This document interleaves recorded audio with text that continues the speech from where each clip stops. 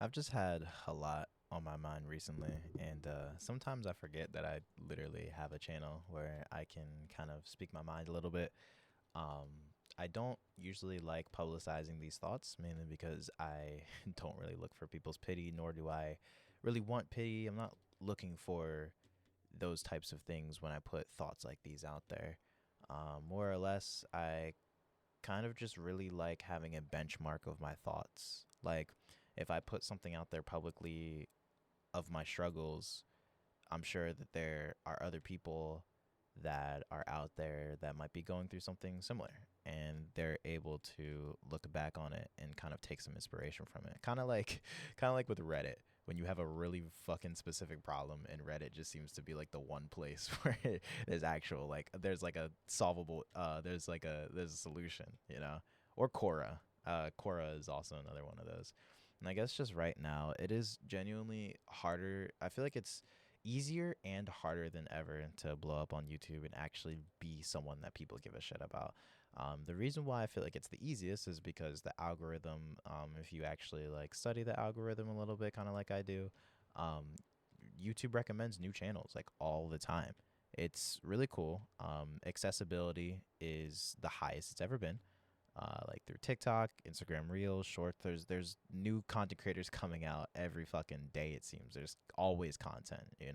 There's no longer a time where you need to wait for this person to upload when there's probably like 10 other people doing that exact same content. It's absolutely insane. Especially as a kid like me who grew up not only with like TV and stuff like that, where we had to wait a week to see like the new episodes of shit, but also YouTube videos as well, where even some of the daily uploaders, they'd be doing different series at one time. So if, say for an example, like Bijou Mike was one of my favorite YouTubers when I was younger, all I'd want him to play when I was like 11 or 12 when that game first came out, when Doki Doki Literature Club first came out, was exit music, that mod. That's all I wanted him to play. So I'd have to wait like 5, 6 uploads, while he's daily uploading, just to get what I want. It's like it's crazy, you know what I mean? And that anticipation only makes it so much more worthwhile once you finally get that episode. And we live in a time on social media where everything is just fast food content. Everything is going so fast. And a part of me feels like it's all so useless. A part of me feels like I'm just working against the tide. It's like I have these really vivid dreams of wanting to become a YouTuber from my time, like 2010s, like a Jacksepticeye, a Markiplier, more like a Filthy Frank, iDubbbz, Max Mofo kind of person for the newer era. But it seems like time and time again that it seems so much harder to do that. Um, I don't know. Maybe that's just me being in my head right now. Because I'm also that was that one Kendrick bar. I'm the biggest hypocrite of 2015. I'm the biggest hypocrite of 2025, bro. I'm also the biggest advocate for, who gives a fuck about the rules. Like, let's just break them. But I guess, like, when I isolate and I get, like, in my head a lot, sometimes I, like, convince myself that I'm a person that I'm not. And it kind of gets to me sometimes, especially when I'm trying to get, like, ideations for videos. It's like, sometimes I feel like it's hard to find topics that people haven't already done. Sometimes it's hard to find styles that people haven't already done. And, sometimes it sucks to release a video and then have everyone in the comments complaining, or people in the Discord server complaining. It's just like there are so many moving components. And that's not to say that that's like the whole piece of the pie here. There's just a lot of moving parts of everyone complaining. And sometimes it feels like maybe, like, I'm not gonna say I'm not cut out for it. That's never been an option for me. I just get scared of being forgotten about. I feel like that's probably the scariest thing about it, is being forgotten about. Being like, I could have 100,000 subscribers, right? And like that'll mean the world to me, and like no one knows who I am. And I think that that's like the bigger stab to my heart, if anything, because there are so many ideas that I've wanted to do since I was like a kid. And I feel like I'd be the most regretful, most disappointed if I don't get to see that future through. If I don't get to see what it's like to have millions of subscribers, have people look up to you, be influential, be all these things. It's just at the ground level at 30,000 subscribers, you really just feel like a fucking speck in the sand. That's how I feel right now. I feel so minute. I feel like there are so many bigger platforms, so many more important platforms. Like what do I bring to the table truly? As much as I want to bring things to the table, as much as I believe my videos bring a different aspect to the table, it's just so hard to really get that. I wouldn't call it a mystique, but it's like I want other people to see what I see in my content. And like, yes, you may look at my channel and look at like the thousands of views and be like, yeah, cool. Like, obviously, like people see your content in that way. It's just I don't. I guess it's a problem of like I'm not reminded of it a lot. So when I'm not reminded of it, I just believe that like I'm shit. You know, I know that that's like more of a me issue, but like that's just like I said, like I kind of just want to benchmark how I'm feeling right now. Sometimes I feel like I'm like nothing. Sometimes I feel like I'll never reach that level of A-list celebrity status that I've always wanted to be at. And is it because I want the fame? I mean, realistically, I wouldn't be doing this if I didn't want the fame, yeah. But the fame comes with being influential to something that's bigger than fame to me. We have YouTube. YouTube has always been such a influential platform to me. It's like I want to influence the next generation of YouTubers, and people are talking about my era of YouTube. Right now everyone's so nostalgic for 2010s YouTubers, and that's all anyone really wants to talk about. Sometimes like nostalgia and what YouTube used to be like before Mr. Beastification, all this other shit. It's like I want to have an era that is looked back on, and people are like, "Damn, we really took this shit for granted." It's like I just want to be a part of the culture. At the end of the day, I want to be a part of internet culture. I want to be a part of rap culture. At the end of the day, I just want something that lasts. I want something that lasts longer than me. God forbid there be a case where I'm not here anymore. I would hate for me to have made hundreds and hundreds of videos, have had so many people tell me that I'm such a special and important person. It's like, dude, do you know how many fucking special and important people there are out there? It's so weird, right? Because for Christmas this year, a lot of my family ended up finding my channel. And by finding, I mean I told them because they literally asked me, because I quit my job like right after I made the last video where I talked about how 2024 was my best year. And I obviously everyone was like, "All right, what you doing now?" So I told them what's up. They were very supportive, which was really surprising because I grew up in my teen years doing this YouTube shit, accepting the fact that they were never going to accept me because the fucking pressure was relentless from almost fucking everybody of go to college, go the traditional route. And I just kept saying, fuck that.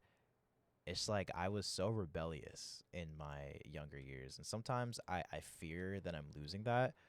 But then I sometimes become self-aware of my actions. You know what I mean? It's like how I don't know how, but I feel like sometimes I gaslight myself into believing that I'm not that person anymore. Um, but then I do things that are against what other people may want me to do because I just find it fun in that moment. Like even just recently, something as minute as like trying reaction videos to a completely different audience. It's like, did my fan base like it? No, a lot of them didn't seem to like it. They didn't want to watch the videos. But I made two of those videos with a combined with a combined length of 2 hours. Like, and none of them made any money. I made two videos that took hours of editing that ended up being like a 30-minute long video and an hour and a half long video. I made no money off of it. My fans didn't like it. The videos underperformed, but I had fun with it. So it's like sometimes I have to get out of my head because I have to realize like at the end of the day, it's always my decision. It's always going to be what I want to do at the end of the day. And it's like no matter how many times I may think I'm no longer that person, yeah, that's just subconsciously what I am. I don't like following the rules. I'm not the type of person that really likes doing things traditionally. And I think this just kind of comes down to a lot of issues I had in my childhood of trying to fit in. I never really felt like I fit in, especially in like middle school, elementary school. It's kind of crazy because that's a cliche now, but that was like the actual life I lived. Like you can even look at like old photos of me or just how I've dressed or how I am really. Like I'm complete left field from fucking everybody. Like dyeing my hair all different types of colors, experimenting. I've always been an experimenter. Always. I fucking fell in love with Slim Shady in like third, fourth grade. Like the alter ego, and I wanted to dye my hair like I literally wanted to be like him. The fucking real Slim Shady song, that song was me, bro. I fucking my mom got me this temporary dye like that you could spray on your hair, and I sprayed the fucking blonde on my hair, and I was like Slim Shady for the first day of school. Wore a red shirt, all this other shit. Like I have always been experimental. Like I've never been afraid to be myself. And then here I am sitting here feeling like, I feel like I'm not my own person or whatever the case may be. I think it's mainly because had I gone down the traditional route, I feel like I would be celebrated more. You know, Tyler had this song called That Guy where he talks about hand claps, congrats never said to me. It's like, damn, it's kind of true for me as well, at least growing up. Like, I get them now, and I have gotten them sprinkled throughout my life by, certain people that I know, of course. Like, it's not like they're completely non existent, but it's like comparing my work ethic or comparing my work to somebody else, right? Because that's what my family used to do a lot. So many other kids like that were adjacent to my family growing up got way more congrats than me because they went the traditional route. I didn't go the traditional route, and that's not to say that I'm knocking people for going the what parents would say the right way, going to college or whatever. But when you grow up being compared to those kids, inherently something in your brain makes you feel like, oh, so I'm just never gonna be enough. I'm never gonna be enough like them. It's never good enough. There are people that can work less than me. There are people that can be in my niche, and they have less subscribers than me. They have less views than me, and they don't put in the same effort as me. But they're recognized more for what they've done over my work ethic. And when it gets to something like that, where you compare my work, that's when I start, boasting about myself. It really, I kind of just say to myself, I don't talk a lot about my analytics on YouTube unless someone else asks me. Literally, unless someone else asks me. Even though I'm so passionate about it, I love YouTube analytics, and not in the unhealthy way, but in the way of it's kind of like a video game. Like years ago, Tommy Innit, that's kind of how he treated his YouTube analytics, was just a video game. It's like, don't take it too seriously, but it's always cool to experiment and literally watch how the numbers change and watch what does this, what does that. It's like, it's cool to me. It's like figuring out a puzzle, and not a math puzzle, because I know that that's how people compare math. I fucking hate math, but that's YouTube is the only time I actually genuinely work with numbers and do calculations and like figure shit out. Like that's it's the only thing that's ever gotten me to do math. I genuinely love YouTube. It just sometimes feels like that it's never enough. Sometimes it genuinely feels like my content is never enough. Sometimes it feels like my personality is never enough. Maybe I could have showed myself more in this video. Maybe if I made a video about this, more people would be looking at my channel. Maybe if I, milked topics more, maybe people would know who I am. It's like people who are clearly just cookie cutter YouTubers end up getting more praise than me. And again, that sounds like, well, why are you being selfish? Why are you being conceited? Because it's like, I know I put in more work than them. I know I put in more work than them. And I think I'm a little bit jaded about that. I won't lie. I mean, I think it's better to be honest about that, to be honest. 'Cause what was it? I saw this post on Instagram today from some fucking blog or whatever, and they were putting a list of YouTubers to watch, where it's like YouTubers that you gotta check out. It was like a whole entire like list, and like a couple of the YouTubers I watch, like a couple of them I fuck with. I'm just not a fake person. I don't know what to say. Like, if I don't like your content, or if I don't like what you have to say in your content, I'm not gonna like sit here and like say, oh my god, this is a legend. Like, listen, man, it's like not everybody's a legend. Let's keep it real. Not everyone's content is like the best thing ever. So I'm looking at this post and I'm just like, okay, don't half of these people aren't like putting effort into this. Like, what is this? Like, what am I looking at here? It's like, I feel like we should be pushing more people to like be more experimental. I feel like we should be pushing more people into like doing something more creative with their work, rather than just like doing what they think works. Because a lot of these people just feel like they're just doing what they think is gonna work, and I remember YXL Sailor had kind of a similar take to what I'm having right now, or what I'm leading up to, is don't become a WRL streamer because everyone's doing the same shit. Everyone's doing the same shit, and nobody is experimenting. You will never be as if you're a WRL streamer and you're thinking that you're gonna become as big as your age, Kai Cenat, iShowSpeed. You're not. It's just not. It's not happening because you're trying to copy. You're trying to copy a formula that has already been done. Why would you? If you, it's kind of like when you buy like food products, right? You know that this food product like is the best. Like say it's like the best cookie brand. Why the fuck would I get the great value version of like a cookie brand? You know what I mean? It's like I already have this here. Why would I get this over here?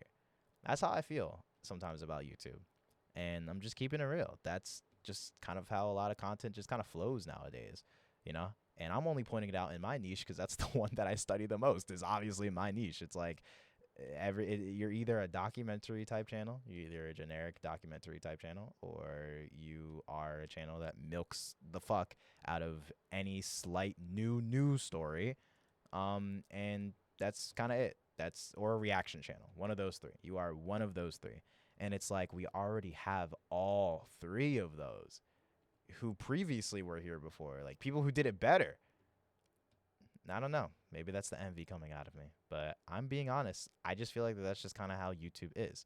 And as someone like me who puts in a lot of uniqueness in my content, at least I like to think, with the memes, with the visual gags, with the edits that I do, with the way that my humor is, with how unique I feel like my content is, sometimes it does feel undermining to be completely overlooked. Especially when a couple of my fans commented on the post itself and was like, yo, like, where's Invader Wiss? And they just completely ignored the comments. But, you know, there were like 3 people that like other people were like, hey, where's this person? In the fucking blog post was like, oh yeah, man, yeah, they're fire, they're fire, they're fire. It's like, dude, I'm not dissing them, but like, bro, you're ignoring my shit. Like, I feel like Tyler, bro, when he was like on Bastard being like, fuck all right, fuck any other blog ass nigga that couldn't put a 18-year-old making his own covers, beats, and video. Like, that's how I feel right now. It's like, yo, like, I do everything on my channel. Now, I'm not saying the other YouTubers aren't, but there's a lot that goes into these goddamn videos for all the information to be in all these videos, all the editing that I do. My timelines look fucking stupid. All the shit. The only things I don't do right now are my thumbnails. That is literally it. I do all the shorts. I do all the structure, storytelling, the fucking analytics. I do everything. God damn it. So to not be noticed in that way stings. And I hate that it stings. But at the end of the day, the reason why I'm opening up about how I feel about that whole topic of envy is that it's going to happen. And I'm just being honest about it. It's going to happen. Envy is going to happen, especially when you're in a niche and someone else is doing better than you. You're going to feel envious. What matters is what you do with that envy. And what I choose to do with that envy is, okay, I'm not going to go out here, start crashing on my Instagram story, being like, oh my God, they fucking forgot me. I did make a comment where I was like, yo, tell them they forgot me with like a rolling eye emoji because I'm a sassy motherfucker. But that's it. That's it. There's no sorts of like, I'm tired of this community. No, because I'm not tired of the fucking community, you know? I just got to make better content. That's kind of just simply where it comes down to is just, okay, I just need to work 10 times harder. What did Tyler do? You know, one of my biggest inspirations. What did he do? Every single album that they counted that man out, he said his piece and he made his music. Tyler has always been outspoken. I've always been outspoken pretty much in all my videos. He's some of my favorite artists I have critiqued many times before. Not because I hate them, but because there's nuance in all this stuff. I can love everything that Kanye does and still find critiques with his newest album. It's like, it's never black and white, but I guess a lot of people kind of think in black and white. But you know, that's just the competition. I mean, technically that is hip hop. Hip hop is competition. And if I'm going to be a rap YouTuber, hip hop YouTuber, you know, if I feel like your shit is not as good as my shit, then I'm going to make better shit. Like, am I going to call you out? No, because you're doing your own thing. You have your own audience. Like, that's cool and all. But I know that my videos are better than yours. And I know that I work harder than you. And at the end of the day, I need to prove that. And anyone else that believes that same thing about their work should be proud in that. I know, like, growing up, a lot of people, you know, was told, oh, being selfish or being envious, bad emotion. Never look more into it. I think you should be looking more into envy. Not because I want you to destroy somebody, but value yourself. The reason why I'm saying all this stuff to reaffirm myself is to help reaffirm you. Because at the end of the day, envy is going to happen regardless. There is no changing it. So you can either A, suppress it and make it be worse, or you can let it be free and be honest about it. And that's where I'm at. And that's why I'm just going to work 10 times harder. It's not to diss anybody. It's not to say, like, fuck everybody, I'm going to do all this. You know what I mean? You just have to prove it at some point. You just have to put the work in. But at the end of the day, you know, it takes a minute to kind of reach that conclusion, because at first it makes me feel like I'm not good enough. There's a lot of deep-rooted trauma with it. Like I mentioned, you know, that's what this entire video has been leading up to. All the things in my life that has made me not really feel like I've ever been good enough. I don't go the traditional way. I don't make the traditional content. Other people have always gotten more congratulations than I have, even though I know that my shit is good. All of this is just reaffirmation for me. You know, someone hears me say this and they're upset with it. I feel like that's just more of an insecurity there, because I have a reason to feel this envious, or I have a reason to feel the way that I feel, because I just never felt like I was good enough. And what I'm telling you right here is that I will never deflect that onto other people. I will never treat anybody less than me because I think that I'm better than them. I just need to prove that to myself. And doing that is through putting the work in, not only to yourself, but your content and everything else around you. And I just want to encourage any artists out there that are feeling the same ways that I'm feeling, where everything is cookie cutter, everything is generic, everyone's making the same type of fucking content. You're putting in unique elements into your content. You're not getting as much praise as the fucking reaction channel number 55. Just remember, just keep working at it. Just keep going and prove to everyone why you're better. Again, that's why Kanye, Tyler, these guys are my favorite artists. These guys are my favorite fucking artists, because that's exactly what they had to do. They were very vocal about how they feel like their shit is better than everybody else's, but they had to prove that. And simply, as I've put in a lot of my videos, sometimes these are the positions that are the best, because under pressure is where you'll really show your true colors, and it'll really show how good you are at this shit. It's kind of funny. I started this video out to kind of just rant about me not feeling good, and it kind of ended up being a motivational thing, because, you know, as much as I would love for this to be a platform where I could just put my thoughts out there and they won't be perceived, I'm putting it on a public platform. Of course, it's going to be fucking perceived. I just hope that if this video ever surfaces, like a couple years down the line, hopefully I made it. And hopefully you'll see this video and you'll see, hey man, at one point, I was where you were. If I can do it, you absolutely can too.